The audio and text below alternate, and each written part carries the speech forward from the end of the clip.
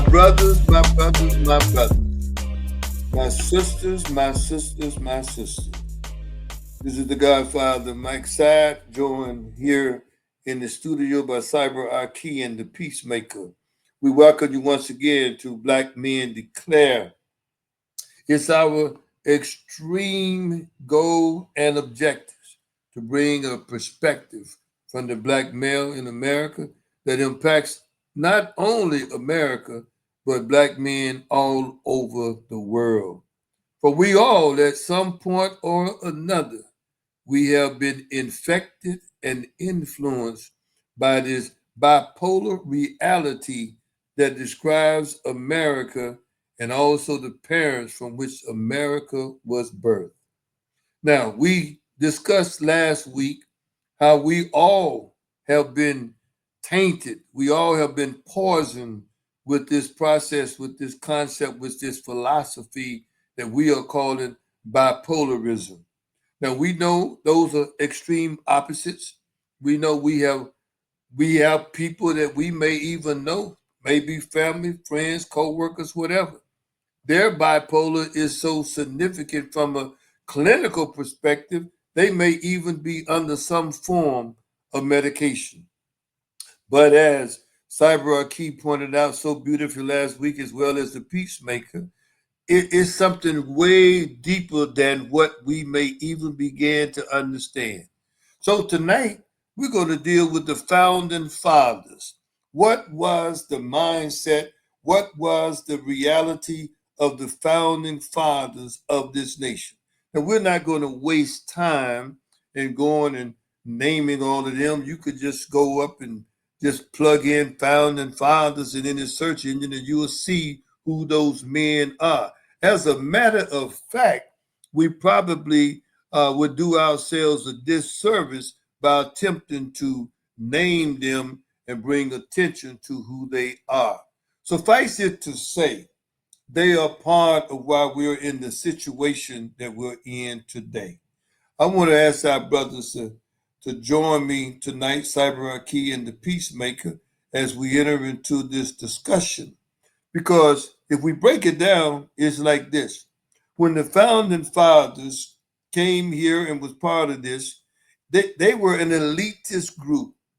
They were not poor people, as we may sometimes think. It was an elitist group that wanted to come in and get independence from the mother country, from their mother country. And in the process of doing so, we could say they were double minded because some of them owned slaves. And so we know about the great documents that were created, the Declaration of Independence, the Constitution, and all of that. Yet at the end of the day, they had to be bipolar because many of them owned slaves. How are you going to declare yourself free and that God has given all men certain inalienable rights that they are free to pursue their life, pursue their dreams, when in fact you turn around and you own slaves? As a matter of fact, you look at the first president of the United States of America, George Washington, I might as well say his name, and his wife Martha, they had slaves. So, Cyber Key, come on, how does that really, what does that deliver to your soul? That the very base of this nation, the very birth, that from the inception, it was already here. Come on, my brother. Peace to my brothers, my colleagues in this fight for truth, freedom, justice, and equality. And I'm gonna give a shout out to the Principal Seven uh, that they say are the founding fathers: George Washington, Thomas Jefferson, John Adams, Benjamin Franklin, Alexander Hamilton, John Jay, and James Madison, uh, who they're saying are the seven principal founding fathers. And if we do the history and a deep dive into those seven men alone, actually, you could do it of George Washington and Thomas Jefferson and John Adams, and see that those guys were what they would call uh, wickedly great, wickedly great, uh, meaning that, like you said, they had double minds. Like to have slaves, but to believe that you are a righteous Christian, but you own property, human beings that you say are less than animals. Um, and you freeing yourself, you so-called want to free yourself from the Brits, but then you're going to have slaves. I think the comedian George Collins, I believe, I can't think of the comedian name right now. He said it so eloquently, about this double-mindedness of our founding fathers to want to free themselves from a people, but then bring along slaves with them, and not only bring along slaves, but to kill off the natives that were already here. If that's not double-mindedness, I don't know what is. We might call that one, Simon. We might call that one triple-minded. I mean, if you think about it, because when they came in and tried to enslave the indigenous population at that time, the indigenous people couldn't deal with it. They couldn't handle with what these Europeans were trying to accomplish. So at the end of the day, now that might be a different one right there. Triple-minded. That was a triple-minded. But peacemaker, my brother, when you think about a subject matter that we're going to deal with deeper next week, how is it? It's just your own opinion that a human being who's supposed to now be coming to this new place could even frame their thinking into a mindset so focused for their freedom. I know it's a chattel property thing, but what does your spirit say, your soul, about that kind of person? Is that a person that you would say is righteous? Greetings to our sisters and our brothers of Black Men Declare, and to you all that's listening. Definitely, I would not say that that is a righteous man. When you think about the fact that these men and women that came from England to escape this rulership of the Queen and the King of England, that they come over to this land and then they say, you know what, we don't want to be subject to anybody but ourselves. And then for them to turn around and say, though we don't want to be subject to anyone else, we want to have people that's subject to us. I'm reminded of that literary tale of the Scarlet Letter, where there was a preacher that was fell in love with a young woman, but the young woman was unmarried. And because he was married, if I'm not mistaken, my memory serves me right, I believe he was married, or either he was just a preacher and could not take on a wife. And yet this young lady, who ended up being involved sexually with this man, they they scarred her. They said, from now on, because you have committed adultery, you're going to have this letter put on all your clothing. It's and throughout her life, until this preacher came up and said, no, that's she didn't do it by herself, she did it with me.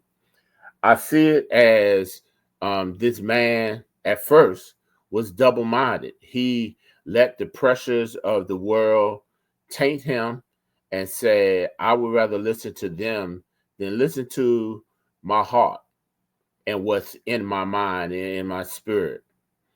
I would say the same thing has happened to these forefathers. Instead of listening to their heart and listening to their spirit, the right spirit, they decided, I'm going to have people subject to me. I'm going to have people submit to me. And despite the fact that these people are human beings, I'm going to have them subservient to me. That's not what we all ought to do. And definitely that's a sign of somebody that's double-minded and unrighteous. All right. I'm going to give another personal example, man, from these founding fathers. Thomas Jefferson. We all know the story of Sally Hemings, right? I mean, here's a young lady that allegedly traveled with this man to France, and they cohabitated, of course, and she had children by him, and that's been validated and proven that his offspring are still here, and they get together. And although still a lot of the Europeans and the Anglos don't want to admit it, but think about her, the level of double-mindedness she had. It said that she literally hid from others while she secretly met with him in this affair that lasted for years. I mean, you talking about a dude that was double-minded. That's the double-minded there. You want to be a slave, but although you're a slave, you got something that I'm addicted to. So he became addicted to a level of double-mindedness, and that medication, he was dealing with is called lust.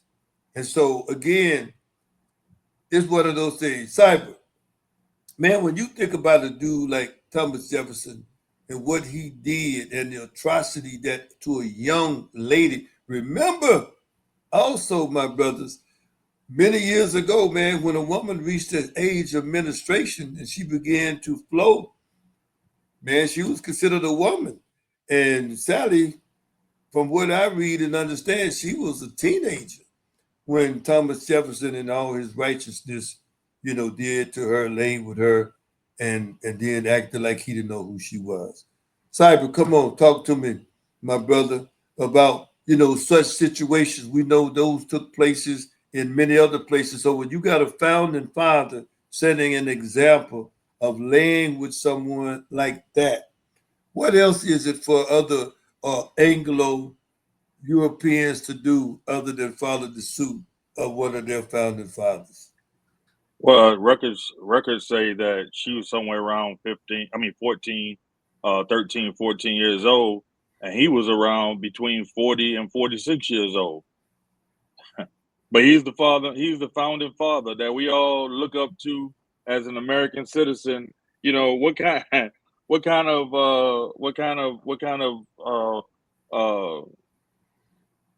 person, what type of person, or what is our mindset to look at this person to say that he's some type of role model, or not. You know, it's depending on, you know, the laws of the land. And we see it now. Okay, let's say for example, the law of the land at that time was that, okay, they are legal. Well, now you have where we clearly say that that's not a legal situation, but we have known entities that are caught up in this Epstein list that are in our ranking files of the of leadership in this country. They're still doing the same thing. So how I can look at uh the time frame of Thomas Jefferson, the time frame of some of them, and I can actually say, you know what, culture, everything was saying this was okay. We improved as a citizen. I mean, as a country, we improved and said, you know what, this was not okay. But you still have the rank and file of leadership of participating in this type of lifestyle. But we're supposed to, you know, bow down to you, or look up to you as a leadership because you are a leader of this free nation. Now, come on, that's double mindedness. That's double-mindedness in its best. I was laughing, but forgive me, brothers, for laughing. Let's think about our brother Billy Clinton.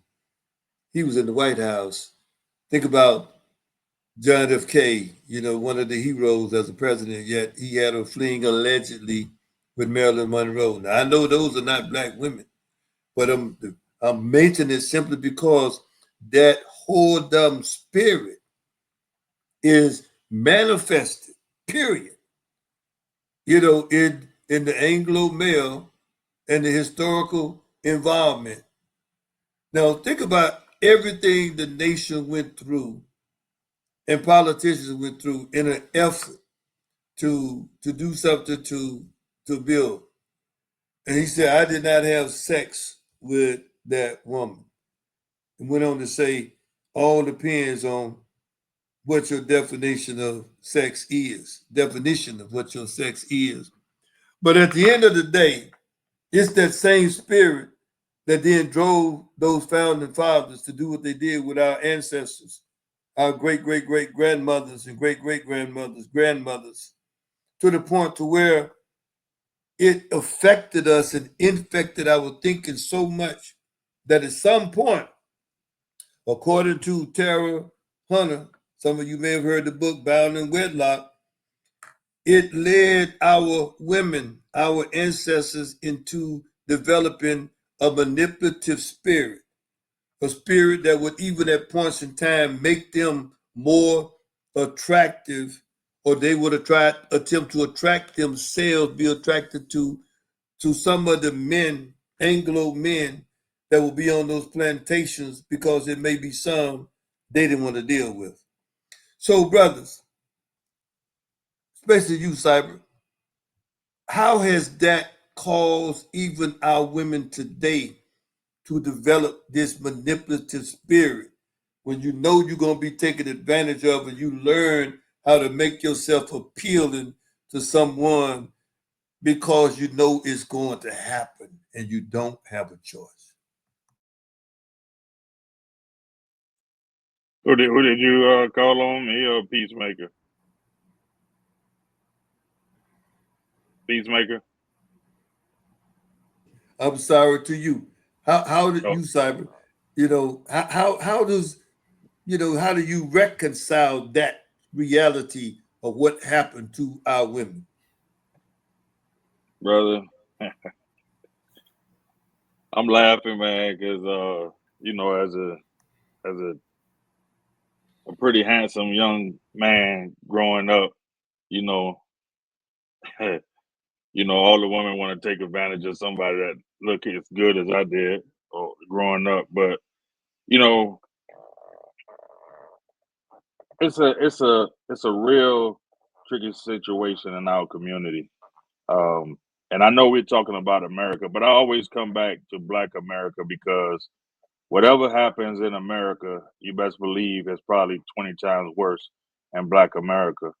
And I hear a lot of people talk about the music of today, the rap music and the um, innuendos or the straight up lyrics that talks about women and our women being vicious and our women being, you know, overly sexualized. I grew up on a lot of old school music, riding with my uncles. Uh, One of my uncles was a singer in a band, did a lot of opening shows, and I listened to a lot of their music. In the '60s, '50s, '60s, '70s, it wasn't straight up like our music, like the rap music is today. It's not. It wasn't like overtly. It was hidden messages. It was messages that were in the songs that were already vibrating in women's ears to begin to start that process of what we are seeing today, the over sexualization of women.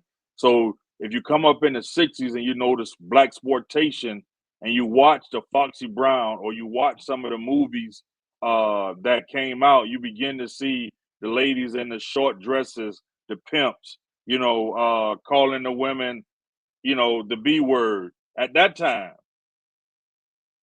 So if you reflect on just us and see that this process has been in place and has been a playbook has been run from the early 30s, 40s, 50s up until now, and we're getting the brunt of this overly sexualized woman, black or white, doesn't matter. We're getting over sexualized, over dramatized type of woman that we all, you know, in our closets, we all we all like. We all have some type of, you know, fantasy or whatever, you know, what, you know, they say what goes on in the bedroom's in the bedroom, but we all have that attraction to it because that's all we heard. Unless you separate yourself from that from a time frame, that's all you know is the over sexualization of our women to the point where our young girls now, 8, 7, 8, 9, is hearing the Cardi B's, the Megan Thee Stallions, the Sexy Red. They singing these songs in school. Let's bring it back to so you say you would agree with Tara Hunter then, it sounds like that sexualization process that started way back again with those founding fathers, those owners, those whatever.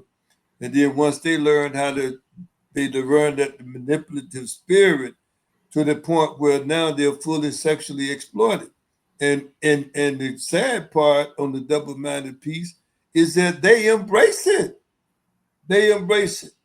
Peacemaker. There was one time when we had a situation where a brother, he was going to marry Russell Wilson when he got ready to marry Sierra. The word was, he was a believer. The word was he would say, we're not going to have sex until we're married. And that spirit that started way back with those founding fathers had those sisters then saying, who is he to come out and say he's not going to have sex with a woman until they're married? Now, there was a point in time where, holding back was the thing to do. But from what I understand now, brothers have to be the one that want to make the decision to hold back if you want to figure out if there's somebody you want to invest time in. So, Peacemaker, this may be an unfair question, but as a addition to what Cyber Aki is saying, how aggressive are Black women when it comes to that particular subject matter? To add to what my brother has already stated, I think you have to look at the issue of these founding fathers was all about power and authority, and how they had a mindset that they felt that they were above the law, and that because of their status that they could do whatever they wanted to whoever they wanted to. And when you look at today's society and you see most of our sisters, you will see that they are drawn to that power. They're drawn to those who we would say are the playmakers, the ballers, the bosses. It is mightily funny that every time you see a basketball player or football player and they have this great earning potential, you see a number of women being around them. Now, some of it is that they perceive and they have decided that because of the status that they have, that they can do and say anything and they deserve to have multiple women. But then you have some women that say, that's what I'm attracted to. That's what I want. And when you go back and look at our ancestors, they didn't want to work in the field. They would prefer to be in the house. So there was some women that said, okay, if I had to sleep with master, or at least sleep with master's son, so that I don't have to be out in the sun and I don't have to get treated like everybody else and I get put on this pedestal, then so what? I will do what I need to do in order to survive. And I think that's some of the issues that we have today, that we have a survivor's remorse when it comes to our women, that they have decided that whatever I need to do to survive and live a comfortable life, Now, not all women, of course, and I would never include all women, but there are a lot of women, especially when you ask them, and being a single man myself, when you ask them what is it that you're looking for, or I'm looking for a man to make six figures, I'm looking for him to put me in a big house, I'm looking for him to put me in a car. What? What about the character of the man? What about is you want a man that loves God, that's going to treat you right? Unfortunately, we are still dealing with that survivor's remorse, where some of our sisters and our Caucasian sisters are looking for that power, looking for that boss, and they're looking for the easy route. That's beautiful, brother. Well stated. You put that back together, man. I really like the way you put that together. Brothers, let's have some final thoughts. Take a minute or so, and of course, next week we're gonna move into another aspect of what you just mentioned, Peacemaker, which is going to be the concept of religion and morality, because that's the next phase of this lie that we were told, that the Puritans and Quakers were the ones that impacted the nation so righteousness. But just final thoughts for a minute or two, Cyber Key. What's your final thoughts? We have to we have to begin to admit that this nation was found on a bipolar, double-mindedness, wickedly principles. We have to, as long as we continue to think that this nation is so upright, when actually is uh, crickedly wrong. Um, until we come to the table and talk about those issues and challenges that this nation was founded on, we're going to continue to have trouble within this nation. Um, Almost to the point where the nation destroys itself. And I believe that's exactly what we see going on right now. We never had these talks to clear up the double mindedness, the bipolarness, the crookedness, the wickedness that the nation was found on. And because we never dealt with that, here we are from some say 1555, some say 1619, but here we are in 2025 going back to that same wickedness, crookedness, double mindedness that the nation was founded on. Peacemaker. Yeah, until we start realizing that despite our status, we're all human beings. We all bleed the same red blood. We all have the same mindset. When we get to a place that we don't allow the status, the money that we make, the influence that we have over others, then we will never be able to truly adjust or truly be a righteous nation. When we get to the place that we can not be in the back of a television room and tell a commentator, "Oh, I like to grab them by the," or Mm-hmm.